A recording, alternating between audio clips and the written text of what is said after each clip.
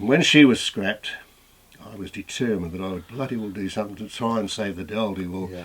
I got to know Bruce McWilliams, and that's how it all turned out that way.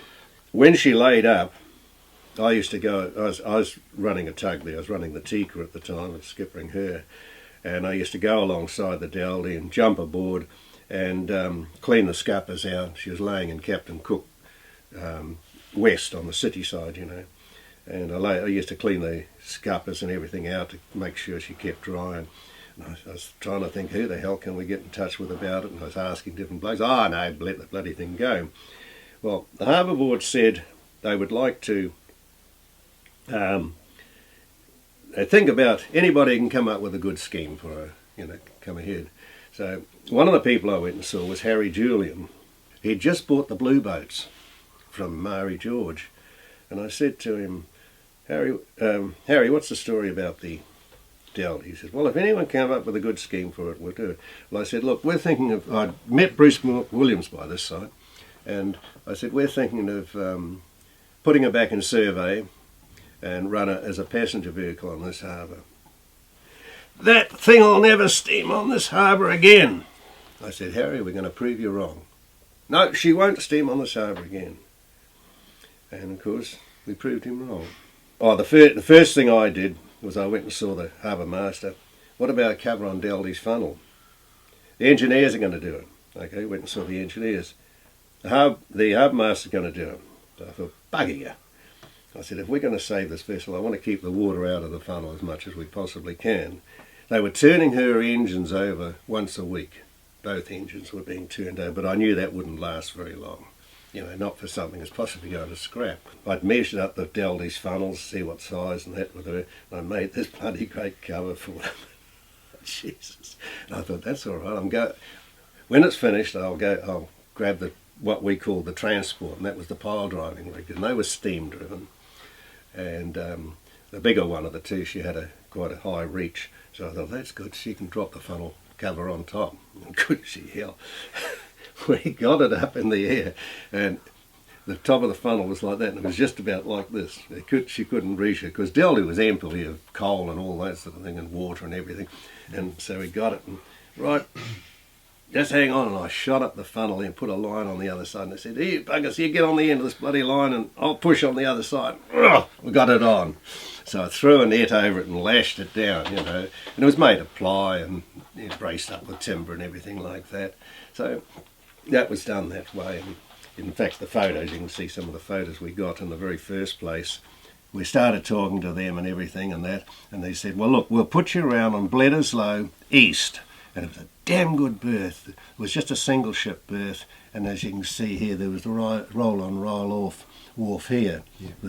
And it was an excellent place. We were out the way because the breastwork, came like that, and when she coaled, all we needed to do was drop the coal in one side, pull her across on the line.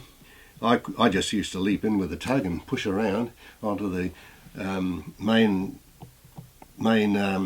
quay side going along there. They could coal that side, you know, you didn't have to move, you didn't need steam or anything. And so I did that regularly. And we had a chap who was a wharfie.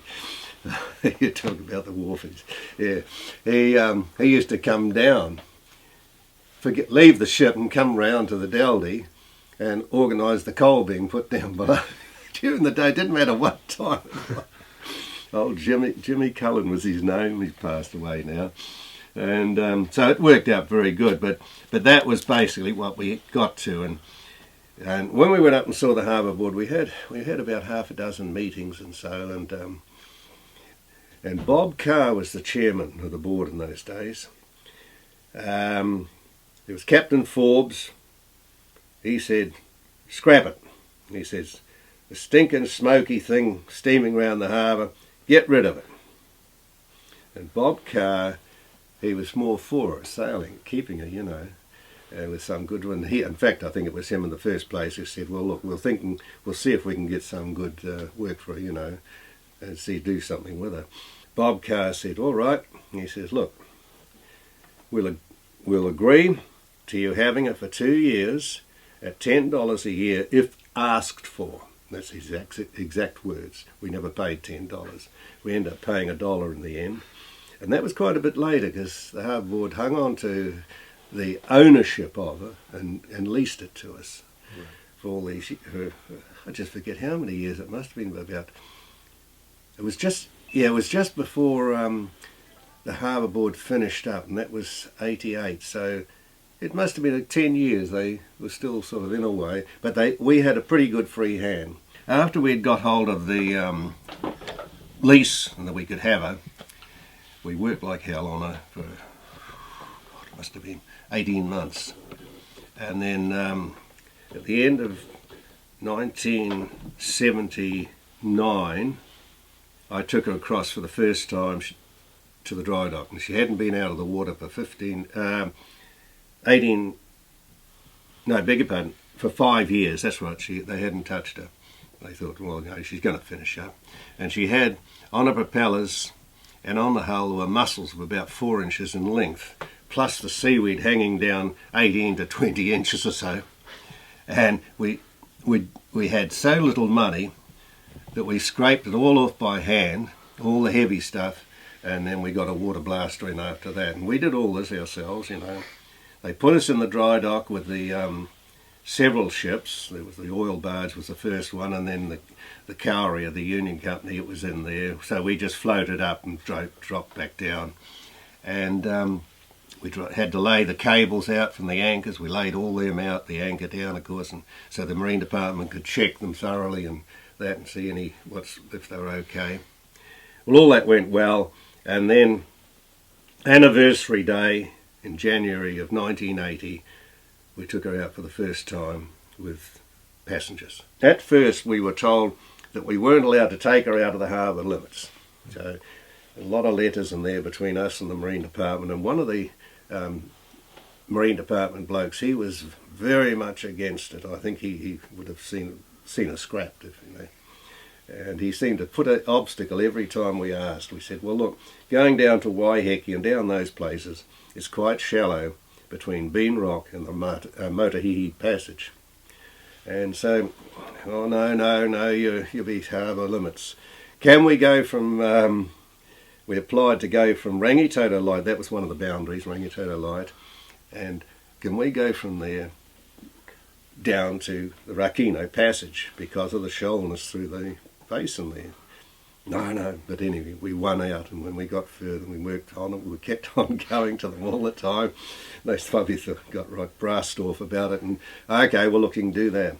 Then we said, well, what about going up to Kowau and that, you know? Oh, first of all, the first long trip we did actually was, no, it wasn't the first long trip, no, it was a bit later, that's right. So we finally worked out, and the furthest we actually did, we came up the Bay of Islands on the Bicentenary up here. Unfortunately, we didn't do our homework 100%, but it worked out. We didn't make a loss on it either. We came up here. We'd organised for the train, a train to come up from Glenbrook Vintage Railway and bring the coal up for us and this sort of thing. And of course the line went right through to Opua in those days, doesn't now. And so we got that part done, and it didn't work out too well with passengers, but it was a damn good trip, and the enthusiasm with the people on it, the crew and everything like that was excellent. You know, couldn't have asked for better. Even now it would work out very well, I'm certain of it. And so that was our very first trip, and we worked a long time. We worked right up to Queen's birthday, I think, that weekend, but it was a waste of time, really, you know, once you got it past the end of April or so. Yeah. We got quite a number, but we managed to come clear profit-wise in the end. We didn't have much, but we was in the black all right still, you know, so that was good. The one trip you're saying about the old skipper, old Bill Wright, he'd been master of her in the 1940s, 1950s and that like that.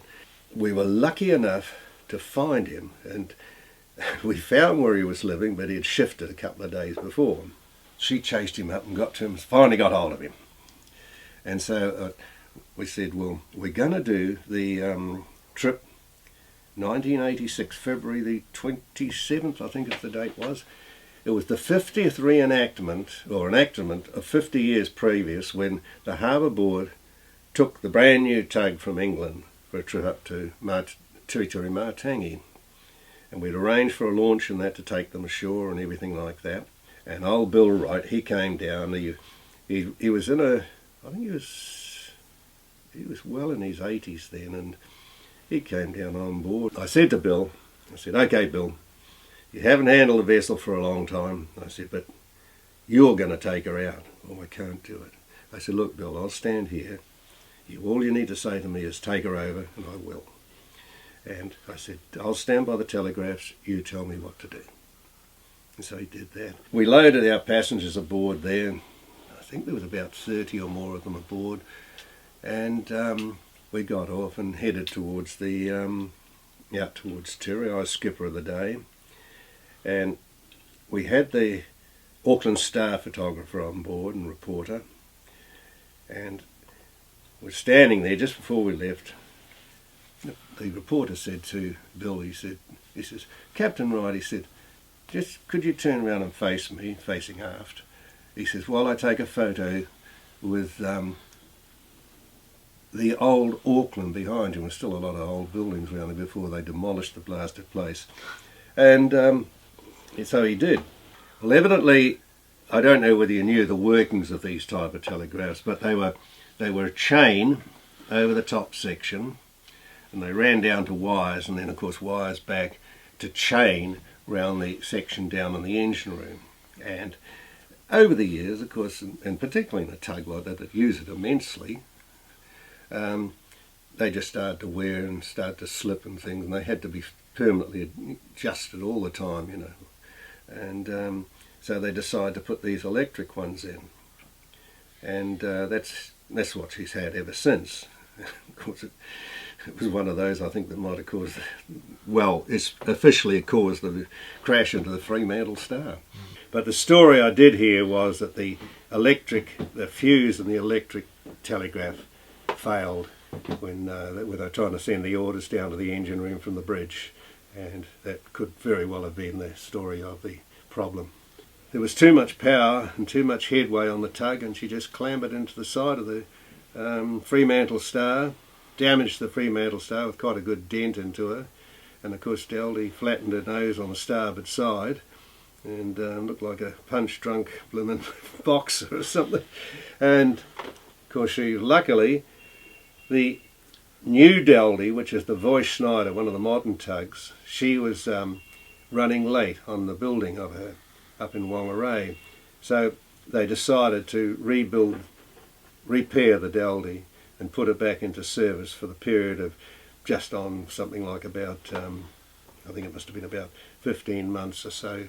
So if it hadn't been for that, for the new Daldy being late, the Daldy would not exist now, I wouldn't think.